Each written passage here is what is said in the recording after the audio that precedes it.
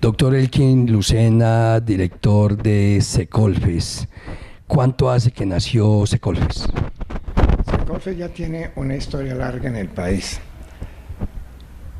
Alrededor de unos 30 años tenemos de estar funcionando única y exclusivamente en los programas de reproducción asistida. Es decir, instauramos todo lo concerniente a la fertilización in vitro, que como todos ustedes saben son los programas más avanzados que se pueden ofrecer hoy en día para las parejas que sufren de algún problema de infertilidad. ¿Cómo era esa área, ese tema hace 30 años, la necesidad a nivel nacional y a nivel mundial? El problema es que cuando comenzó en las distintas partes del mundo a ejercerse la reproducción asistida con alta tecnología, especialmente en Inglaterra, dijimos hay que dar el paso. Colombia y Latinoamérica no pueden quedarse atrás. Dimos el paso y es así como en el año de 1985 nació la primera niña producto de fertilización in vitro en Colombia y en Latinoamérica. Y por lo tanto nos colocamos y continuamos, creo yo, siendo los programas más avanzados en el contexto de este continente. En materia de tecnología, en esa época, ¿cómo era, cómo es hoy? No, en esa época hacíamos simplemente inseminaciones intrauterinas o inseminaciones utilizando un capuchón o una copa aplicada al cuello del útero para colocar semen de esposo o el semen de un donante. Y ahí se iniciaron también los conceptos de inseminación con donante. En ese momento, la necesidad, la demanda que había a nivel nacional, ¿cómo se medía y cómo acudía la gente? No, lamentablemente, ni ahora se ha podido medir las necesidades de la infertilidad en Colombia. Yo creo que en este momento no conocemos cuánta gente tiene problemas o disfunción reproductiva. Hay alguien que dice que cerca de 2 millones de parejas sufren de problemas de fertilidad en Colombia, pero esto no es constatable. El acceder a un programa de estos en aquella época, ¿cuánto podía costar y cuánto cuesta hoy? No, en aquella época los costos eran realmente no muy altos.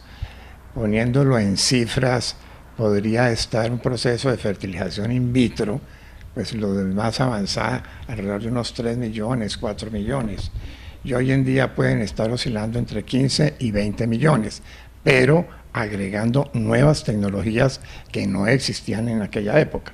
Entonces, hoy en día se ha encarecido, por decirlo en esa forma, es por las nuevas tecnologías que implican grandes inversiones a las instituciones en equipos específicamente tecnológicos. En Colombia actualmente se está ventilando la posibilidad, incluso en el Congreso de la República, de que la reproducción asistida o por el sistema in vitro sea incorporada dentro del sistema del Plan Obligatorio de Salud. ¿Qué concepto le merece esta propuesta?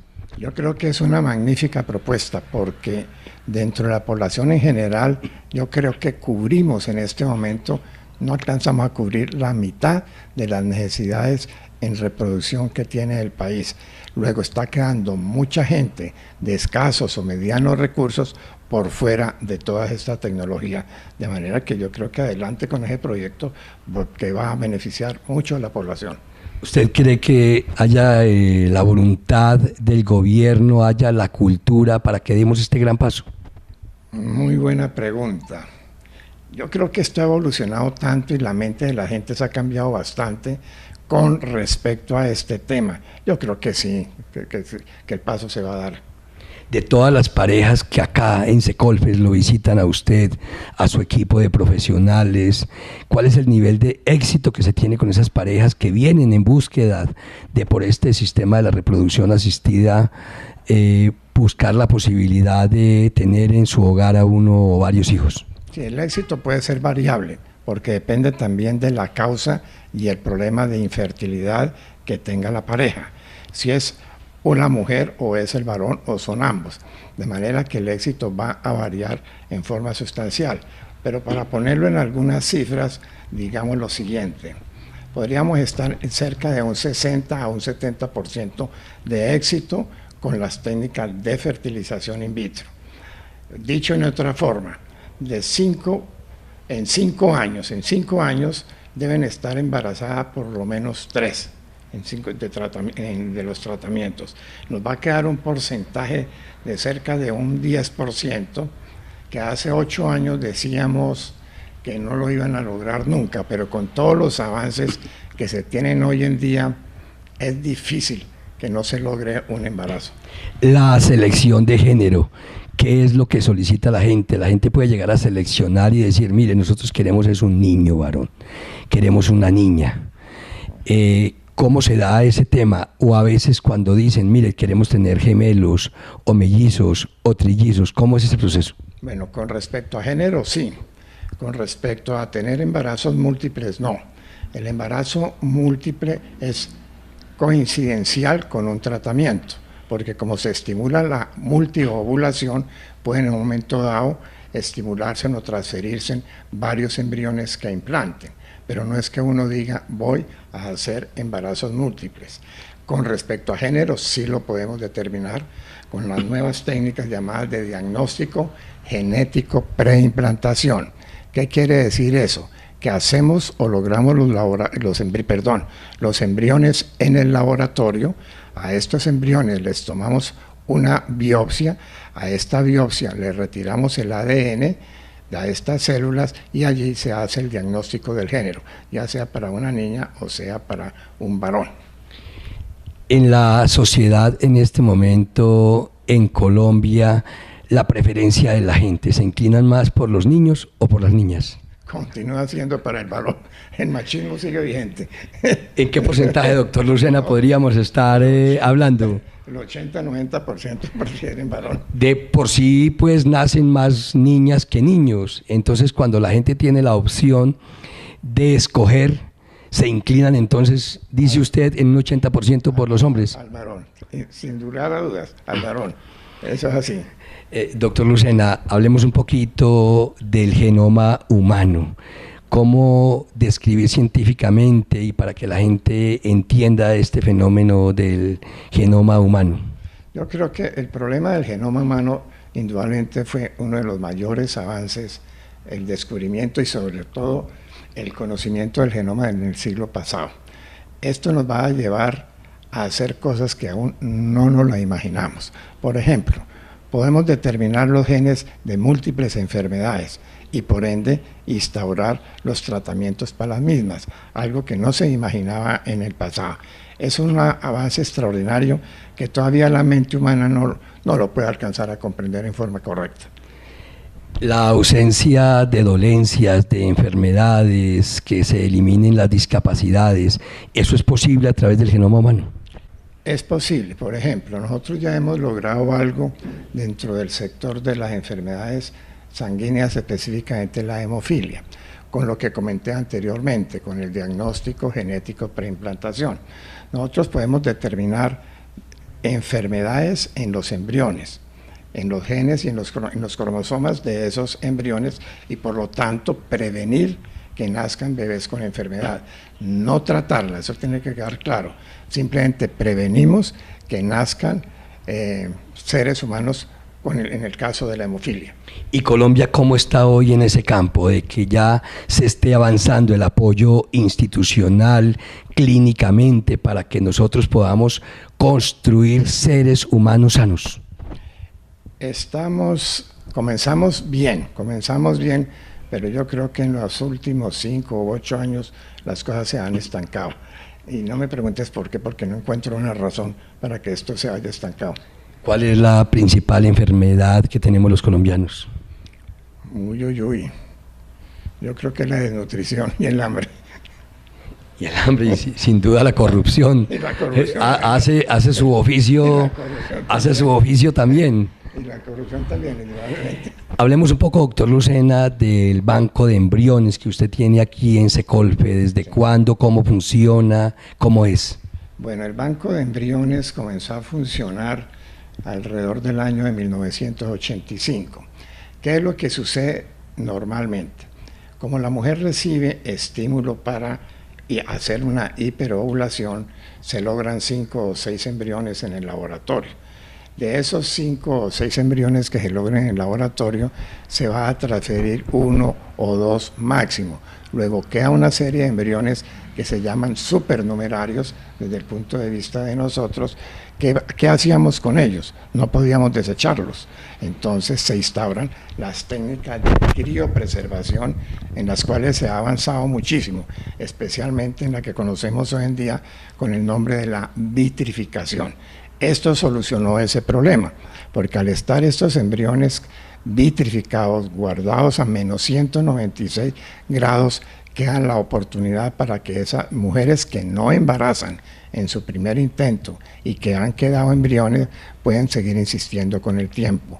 O si logran su embarazo, quedan estos embriones guardados para conseguir embarazos subsiguientes en el futuro.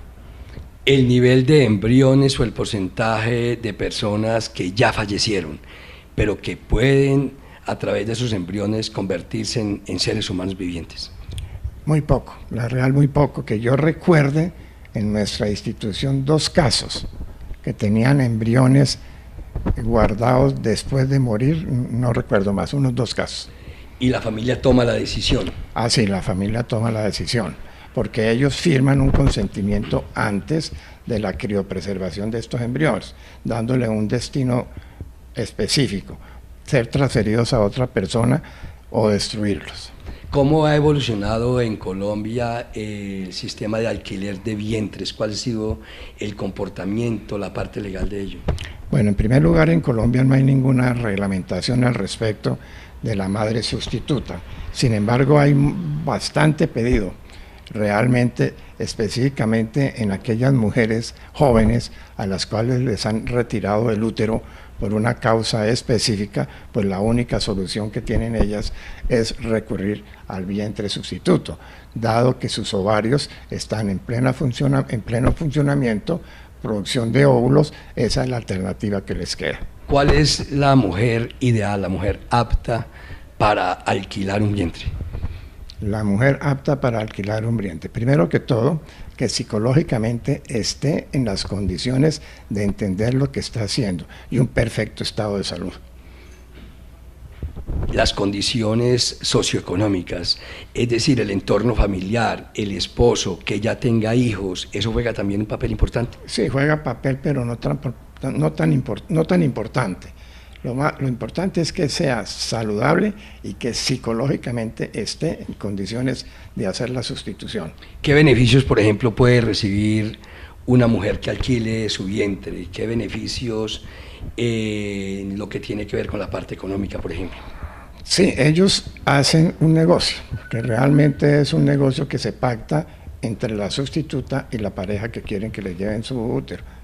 Hacen una suma económica determinada. Usted decía que no hay una reglamentación legal en el país.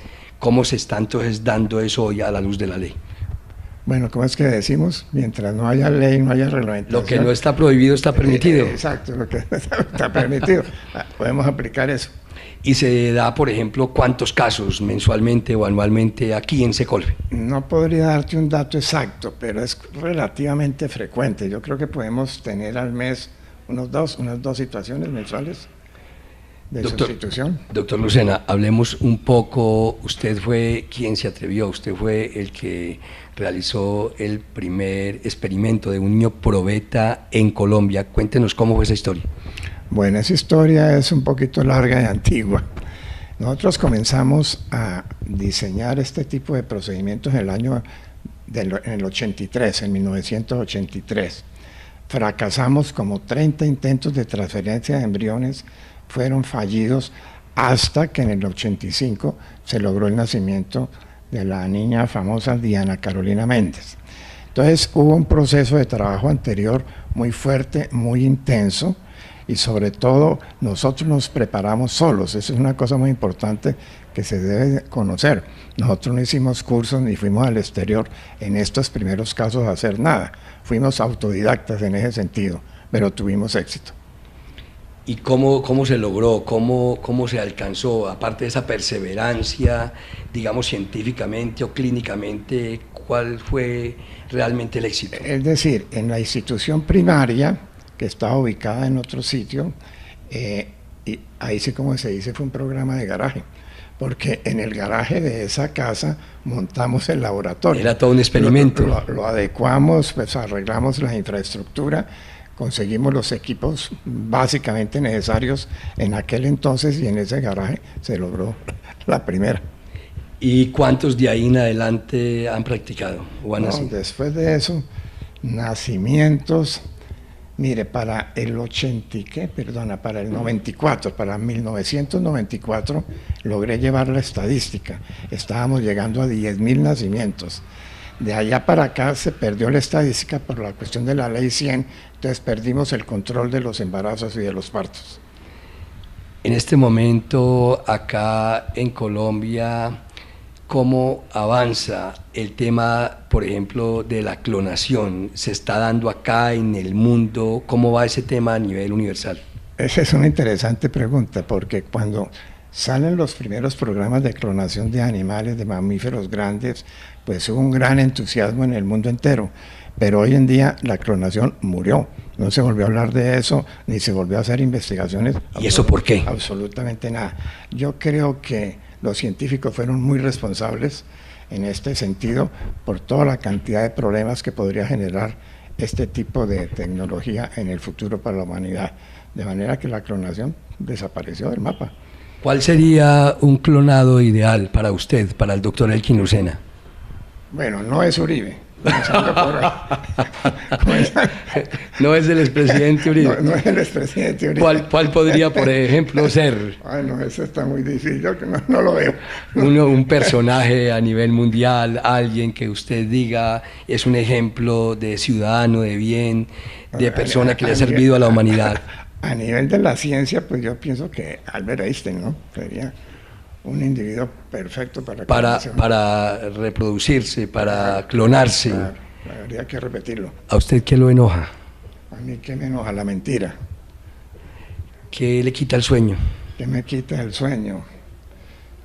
¿Qué me quita el sueño? El poder hacer más cosas y estar pendiente de diseñar más tecnologías y poder mejorar lo que tenemos. A propósito del avance de la tecnología, en este momento, ¿en qué está trabajando Secolfes, que es el Centro de Esterilidad y Fertilidad en Colombia? ¿En qué están trabajando en este momento? En este momento estamos en un frente muy importante, que es introduciendo una nueva disciplina de la medicina, que es la medicina antienvejecimiento. Nuestras pacientes, la mayoría de ellos están por encima de 31 años. Entonces, con esta nueva medicina antienvejecimiento se ha encontrado que se debe a lo que se llama el acortamiento de los telómeros. Los telómeros son los extremos finales de los cromosomas donde se regula el ADN. Entonces, al irse acortando estos telómeros, se va envejeciendo la gente. Entonces, la idea es tratar, y esto es muy nuevo, tratar de que estos telómeros no se acorten, con terapias básicamente masivas de antioxidación. Si logramos que estos telómeros no se acorten, pues los resultados en fertilidad van a ser supremamente sorprendentes en el futuro. Doctor Lucena, en Colombia hablemos un poco de la seguridad social y el sistema de la salud. ¿Cómo ve usted a un país que proporcionalmente a su población en Latinoamérica es de los que más invierte en salud, pero la gente se muere, la gente no recibe una adecuada atención? ¿Cuál es su opinión frente a este sistema que estamos viviendo en Colombia, usted como uno de los actores principales?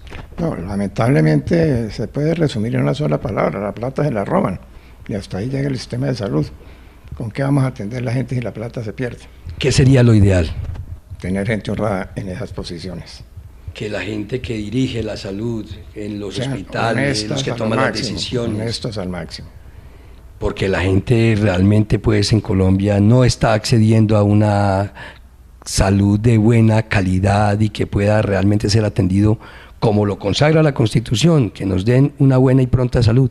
Lamentablemente eso es cierto, porque la infraestructura hospitalaria que existe, aunque no es la más adecuada, ni existen el número de hospitales necesarios, con lo que hay se puede trabajar en forma adecuada. El problema es que se pierden los dineros, se extravían los dineros, entonces sin dinero no se puede hacer buena tecnología, buenos equipos, mejorar la asistencia hospitalaria, los médicos bien remunerados, en fin. Entonces, con dinero se pueden hacer cosas muy buenas. Usted es una persona ya de avanzada edad, de mucha experiencia, ha estado todavía y está a la vanguardia de esta empresa, de hacerle seguimiento a este tema de la esterilidad y la fertilidad en Colombia. ¿Usted ha pensado retirarse de esta profesión, vivir otros días de descanso, es decir, no ejercer más su profesión, o quiere llegar hasta el final de su existencia? Retirarme nunca jamás. Retroceder nunca. Aquí seguiremos en la lucha, progresando hasta que el cerebro nos dé y la salud nos dé. Dios le da la oportunidad de dirigirse antes de llevárselo al cielo, porque usted es un hombre que estoy seguro se ganó el cielo hace mucho rato. Gracias. ¿Qué le diría a su familia, a la sociedad, a todas las personas que conocen a nuestro científico, el doctor Elkin Lucena? A mi familia, en primer lugar, que sigamos unidos, sigamos trabajando en esta empresa tan hermosa que hemos logrado en estos 30 años.